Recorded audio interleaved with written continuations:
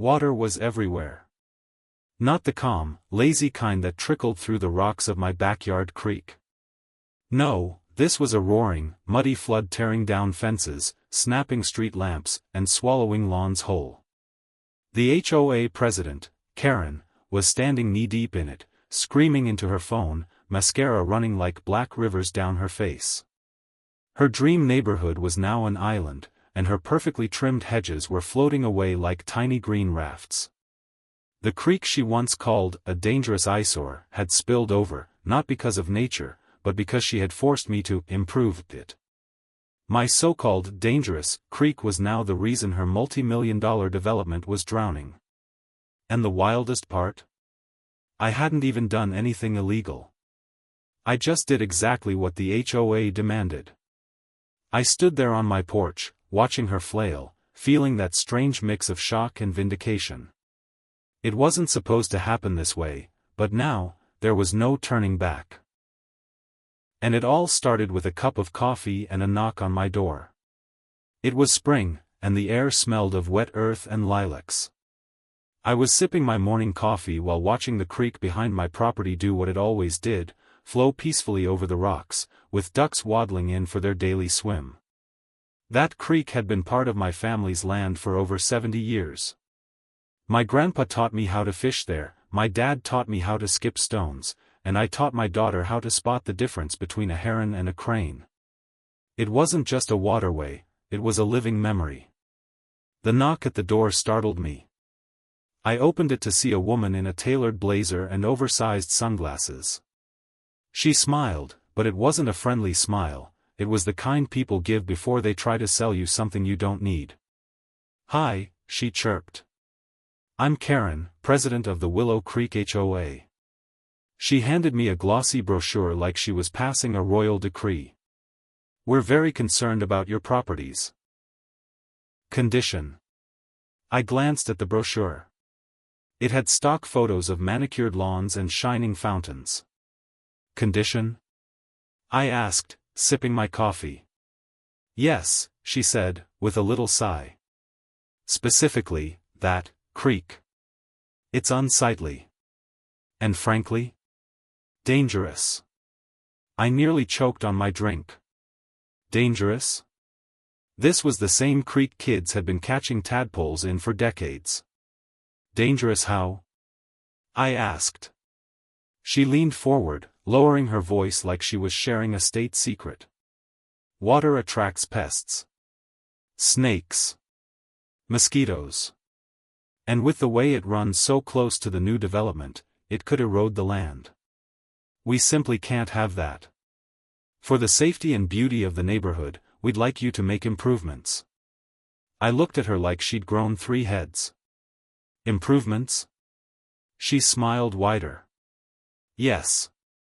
Fill in some of the rocky banks, put in a retaining wall, maybe even redirect the water flow so it's neater. We have a vision for this area, and the creek doesn't fit it." The nerve. That creek had been here long before her cookie-cutter houses, before the HOA, before she even set foot in this county. But instead of telling her to take a hike, I simply said, "I'll think about it." That afternoon, I told my neighbor, Jim, about the conversation. Jim was in his 70s, a retired engineer with a sarcastic streak. He laughed so hard I thought he might spill his iced tea. "Karen thinks she can tell you what to do with your land? Good luck with that," he said, shaking his head. "You know what happens when you mess with natural water flow, right?" I did.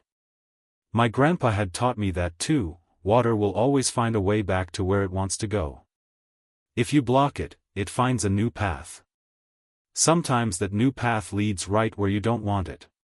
Still, the HOA kept sending letters. First, friendly reminders. Then, final notices. Finally, they sent an official order, claiming I was in violation of community safety standards. They wanted me to alter the creek within 90 days. It wasn't even about the creek anymore, it was about principle. This was my family's land, my history. And yet here was someone trying to tell me how it should look. I could have fought it in court, but I had another idea. One that would let me follow their rules exactly, and make sure they regretted ever pushing me. I spent the next few weeks researching. I spoke to landscapers, environmental consultants, even a few county workers. Every single one of them said the same thing: messing with the creek could cause big problems. But here's the thing, the HOA didn't care about long-term problems. They just cared about appearance. So, I gave them what they wanted. I built the retaining wall. I redirected the flow. I made it neater. But I also made sure it followed the HOA's own written guidelines to the letter. I even invited Karen to inspect it when it was done. She was thrilled.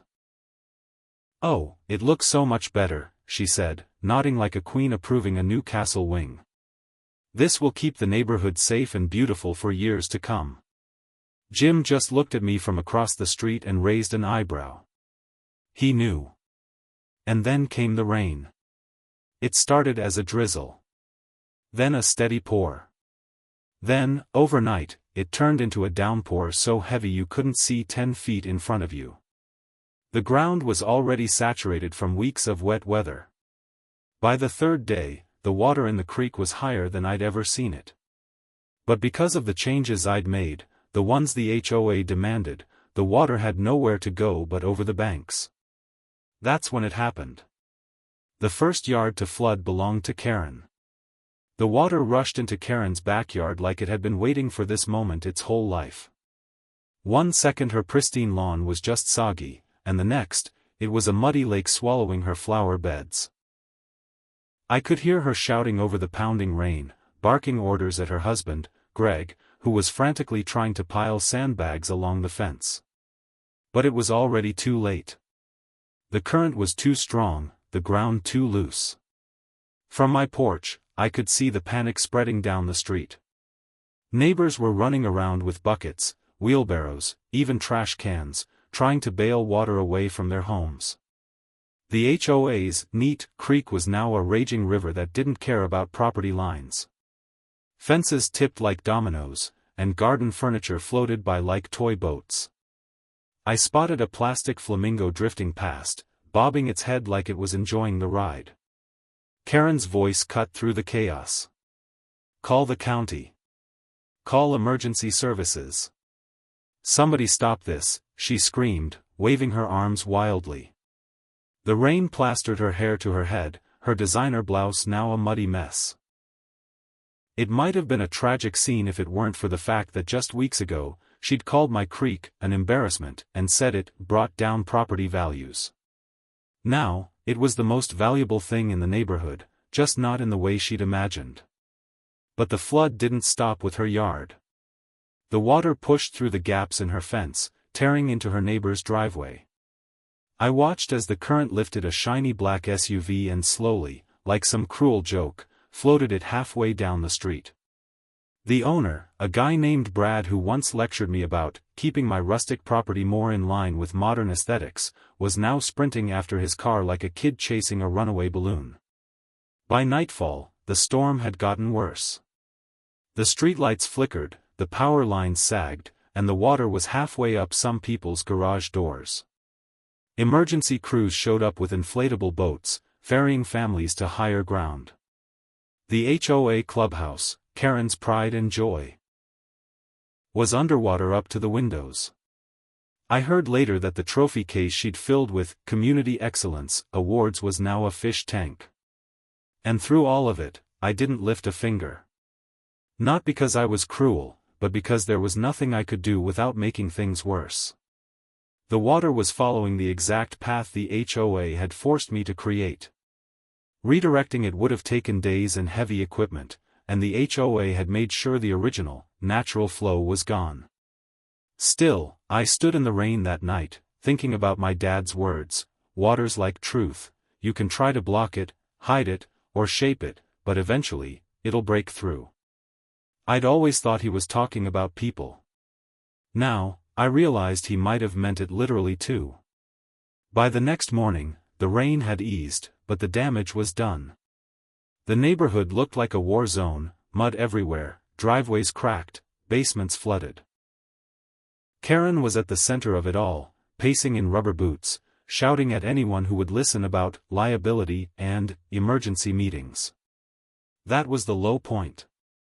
At least, for them. For me, the low point came when I saw the creek itself.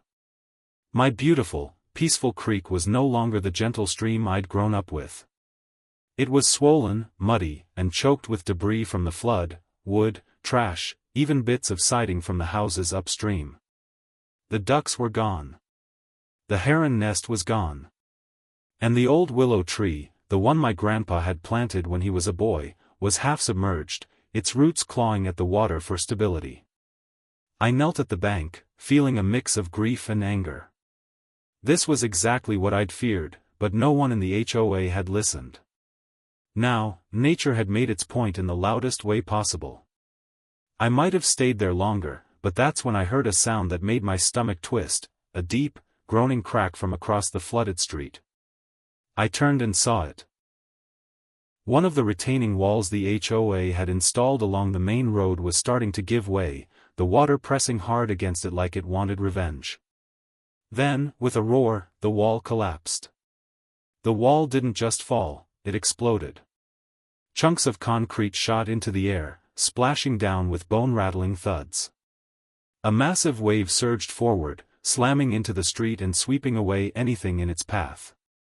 Cars rocked like bath toys, and a small shed from someone's backyard floated out into the open road before breaking apart under the force. People screamed and scrambled to get to higher ground. I saw Brad climbing onto his porch roof, still in pajama pants, while his wife shoved their golden retriever into a laundry basket to carry it upstairs. A few houses down, a couple tried to hold their fence in place, but the water ripped it free like it was made of toothpicks. Karen was yelling again, this time at the county workers who had arrived with more sandbags. "You need to stop it here."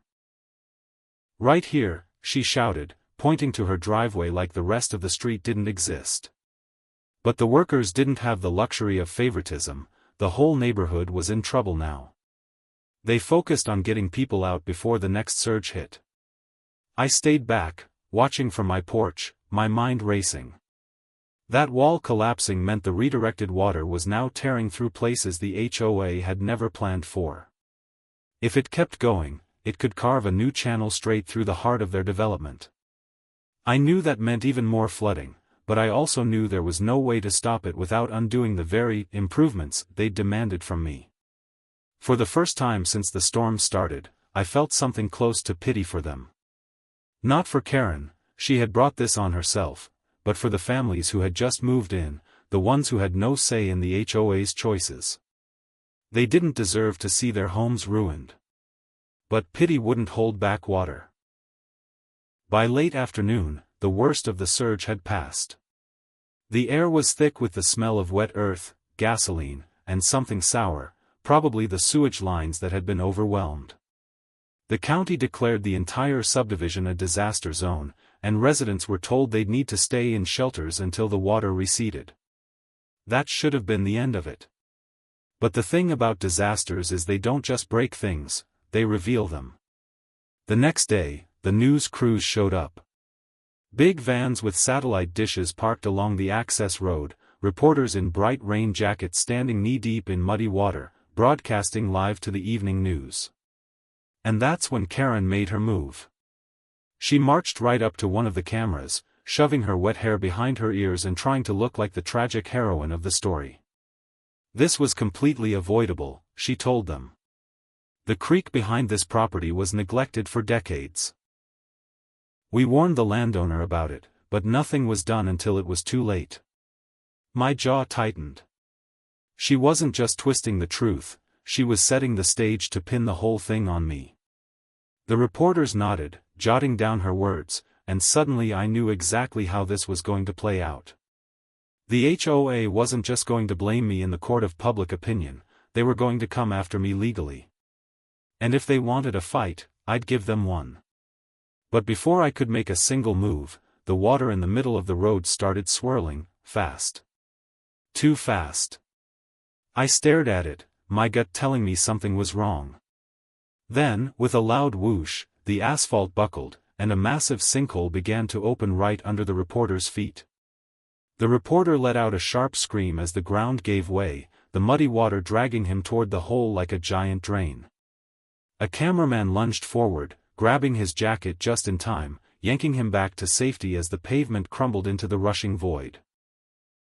The sinkhole widened with terrifying speed, swallowing an entire streetlight and part of the sidewalk.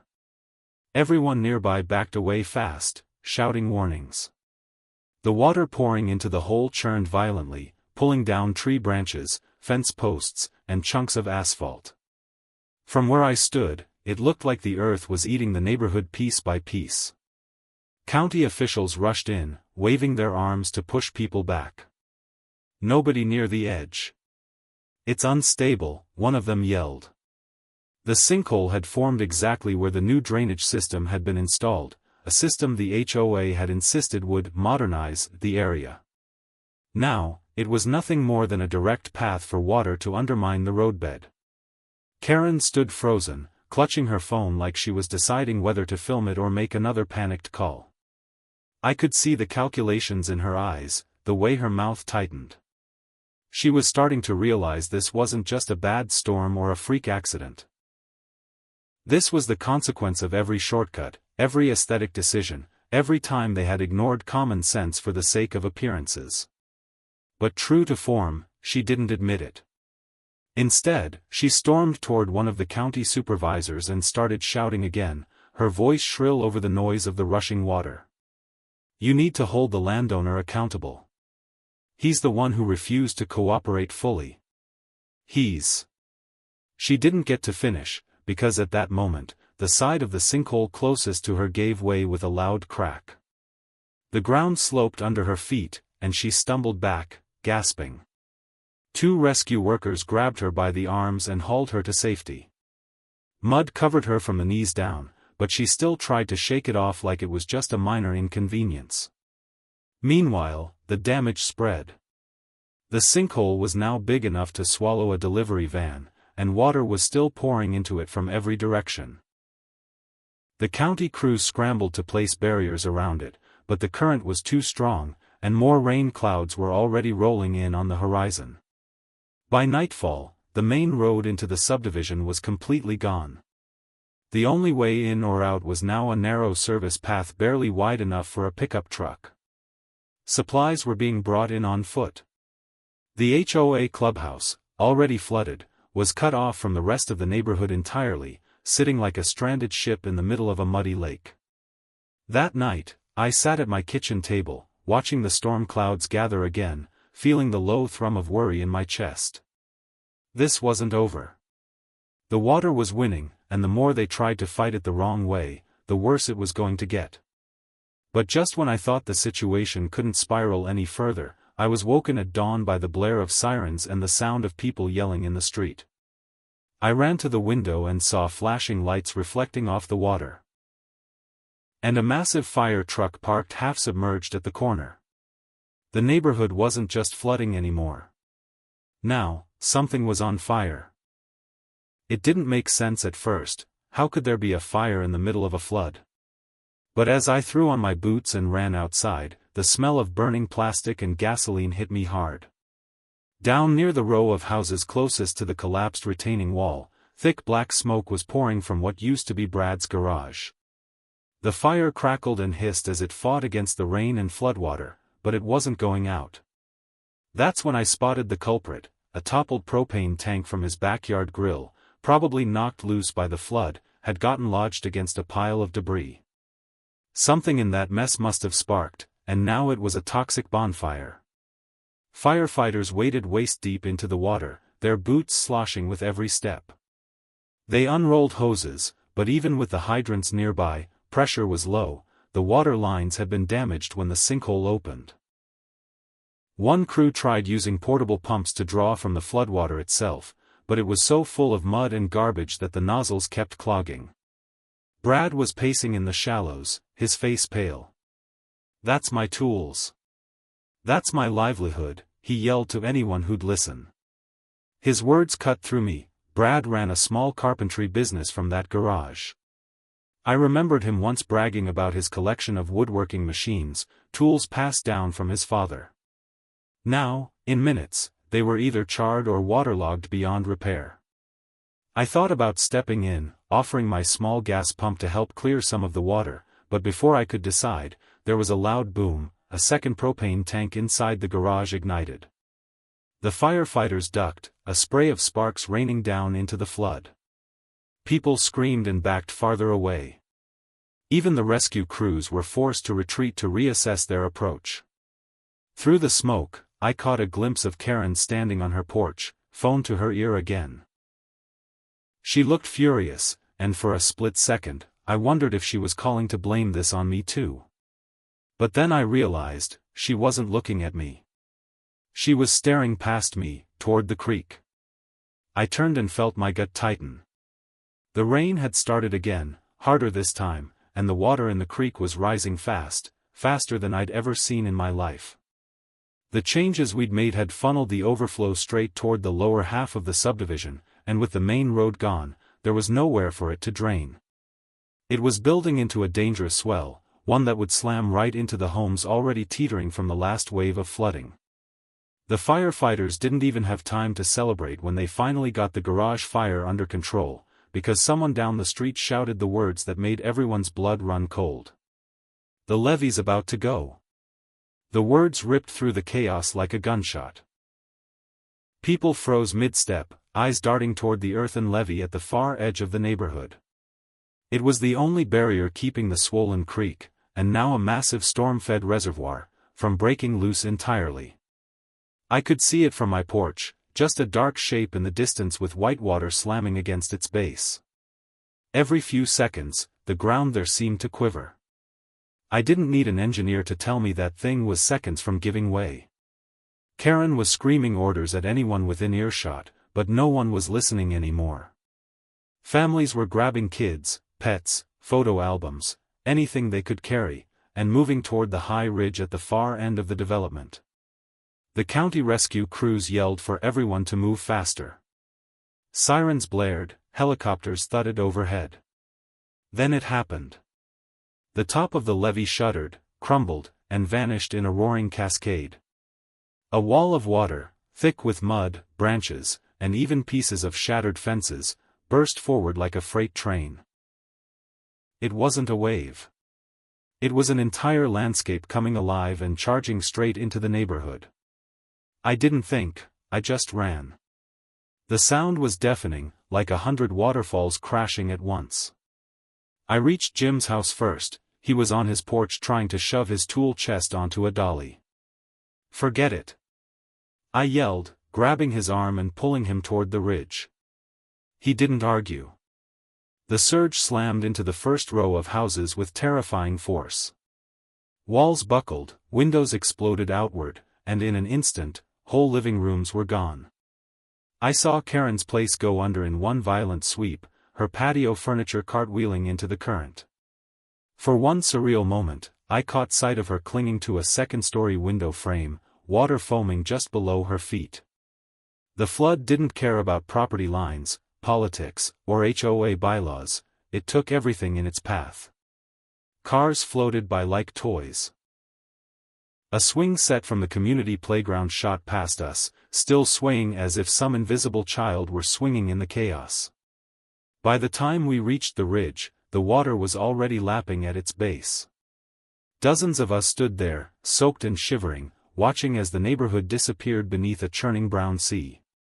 Helicopters hovered above, shining spotlights into the dark water, searching for anyone trapped.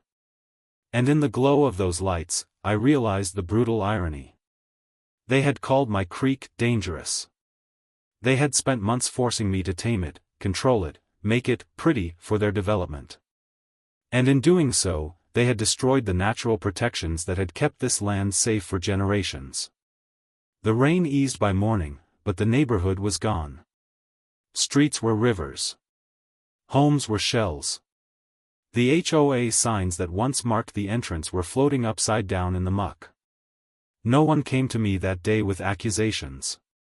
No one had the energy for blame. But they all knew. Every set of eyes that met mine carried the same unspoken truth: Karen's war on my creek had destroyed Willow Creek itself. I stood there, exhausted, looking at the wild, untamed water reclaiming the land. It wasn't victory I felt, it was something heavier. My grandpa's words came back to me one last time. You don't beat water. You work with it. Or it teaches you why you should've. And standing on that ridge, watching the last roof disappear beneath the flood, I knew the creek had just delivered its lesson, loud enough for everyone to hear.